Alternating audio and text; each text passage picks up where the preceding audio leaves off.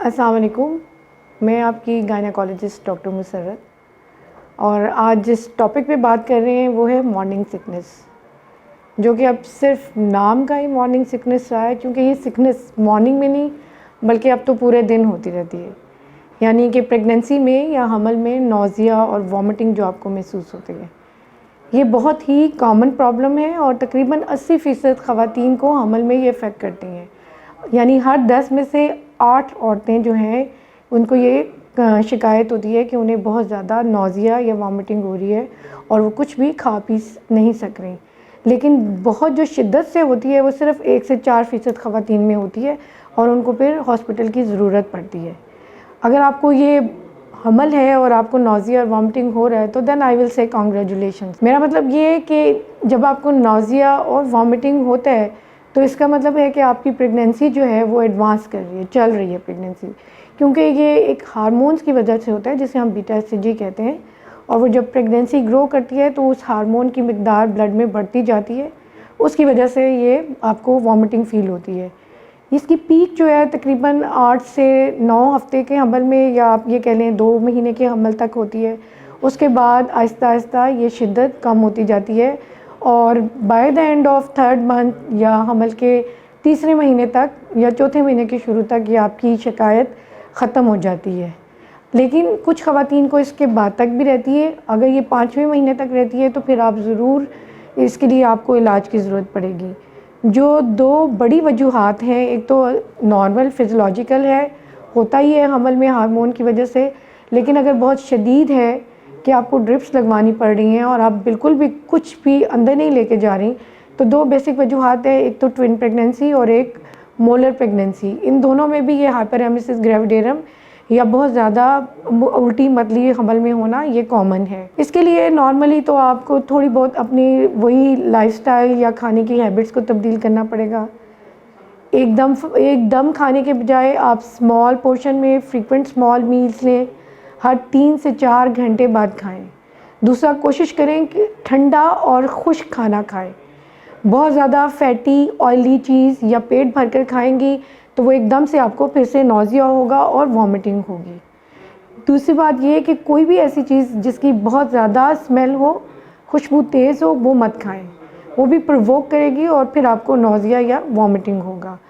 तीसरी बात ये कि पानी जो है वो चाहे आप घूंट-घूंट करके पिएं, पूरे दिन में पानी पीती रहें। अपने अंदर पानी की कमी मत होने दें। रात को जब आप सोने लगती हैं तो अपनी बेड साइड पे कोई भी ड्राई चीज़, बिस्किट हो गए, रस्क हो गया, टोस्ट हो गया, ये रखें और खाकर सोएं, खाली पेट नहीं सोएं।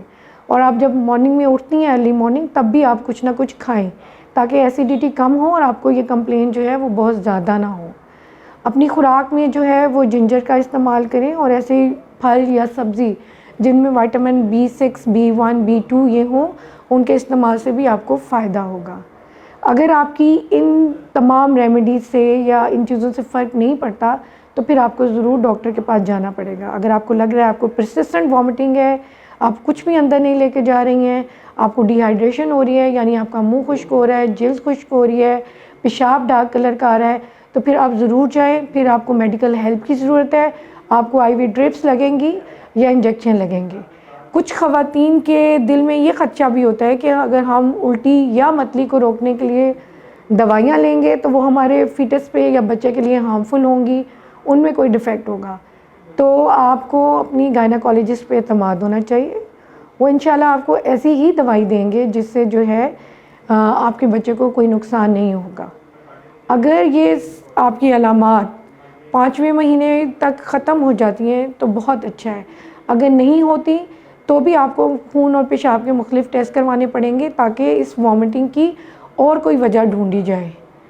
जिन ख़वातीन को पिछले हमल में वॉमिटिंग या नौजिया होता है, उनमें बहुत चांसेस है कि उनको अगले हमल में भी होगा, तो इसके लिए आप मेंटली प्रिपेयर रहें। बहरहाल एंड पे ये फिर कहना चाहूँगी कि नॉर्मल है, ये होता है, ये प्रेगनेंसी से रिलेटेड हार्मोन है, वो बढ़ता है तो ये होता है और ये टाइम के साथ ख़त्म हो जाता है। अच्छा, कुछ ख़वातीन को लीमू या ये सिट्रस फ्रूट, ऑरेंज से भी रिलीफ मिलता है, तो अगर आपको लीमू से आराम मिलता है तो आप लीमू पानी ज़रूर पिएं। इसमें आपको जो जिस्म में पोटाशियम की कमी हो रही है वो भी पूरी होगी। तो इस मेरा ख़्याल है कि इतना काफ़ी है आप। और अगर आपकी होम रेमेडीज़ या थोड़ी सी डाइटरी मॉडिफिकेशन से आपकी तबीयत नहीं बहाल होती तो फिर डॉक्टर के पास ज़रूर जाएं।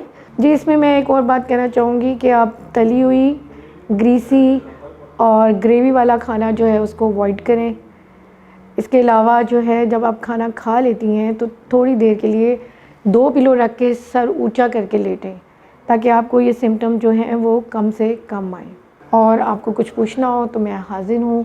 फिर अगली वीडियो तक के लिए अल्लाह हाफ़िज़।